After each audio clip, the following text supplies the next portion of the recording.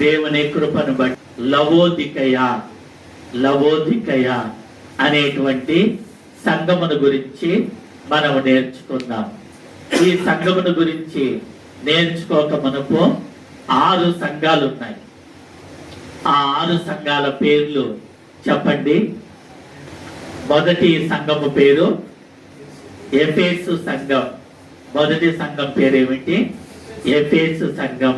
రెండవ సంఘము స్ముర్ణ. అందరూ చెప్పాలి, స్ముర్ణ సంఘము. స్ముర్ణ. పెర్గేము సంఘము. పెర్గేము. తుయతైరా సంఘము. 5వ సంఘము సార్దీసు సంఘము. 6వ సంఘము ఫిలదెల్ఫియా అనేటువంటి సంఘం.